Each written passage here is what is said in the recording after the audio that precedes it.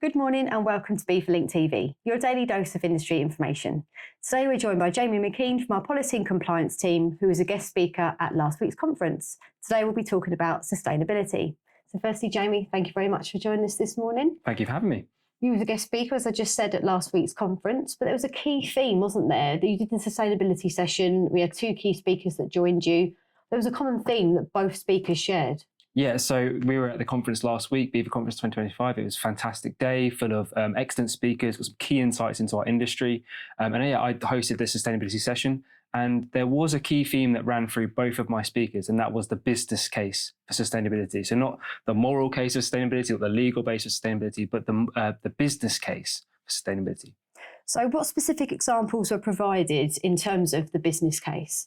Yeah, I mean, there's a myriad of them, really. There's loads of them. So, I mean, anything from attracting new customers, gaining market share, retaining your existing customers, enhancing your company's brand, increasing its profile. There's also elements of attracting talent, so staff.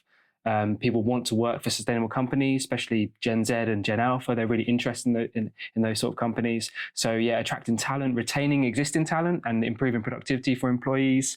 What else? Attracting investment as well. It's a really important. Investors are looking for companies to be really ahead on sustainability before they push the button for investment. So there's a lot of excellent reasons to be sustainable in the 21st century. Absolutely. And during the session, attendees were asked whether customers were requesting greenhouse gas logistics emissions. So what were the results of that?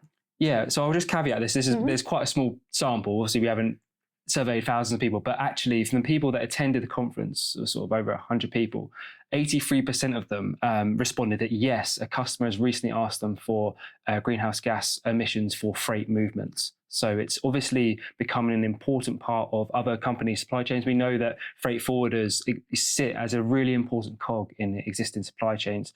So people are asking for it. So it's become very customer driven. At least that's what's indicating the data that we got from the survey. And it's a hot topic that isn't going away, is it? So Certainly not. No, certainly not. So with all things considered, is there a key message for our members for this episode? I've got a number of them, yeah, if that's okay. Yeah, go for it. Yeah, so first of all, how are you thinking about sustainability? What is their strategic business case for sustainability? Have they got a team? Have they measured their carbon emissions? Have they created a carbon reduction plan?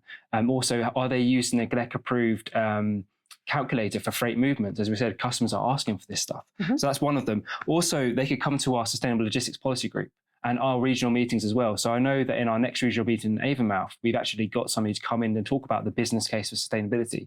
So they can find that on our website, the dates for that. But come to our policy group, so get in contact with me or the comms team, and we will get you to that group. And we talk about this stuff all the time. We get experts in and they really know their stuff. So yeah, that's what I'd say, those few things. Thank you, Jamie, for joining us. Thank you for having me. As Jamie said, if you'd like to find out more information about this topic, you can join our regional meetings. We have a calendar of events on our website. The link is in the description below. That's all for today's episode of BIFA Link TV, your daily dose of industry information.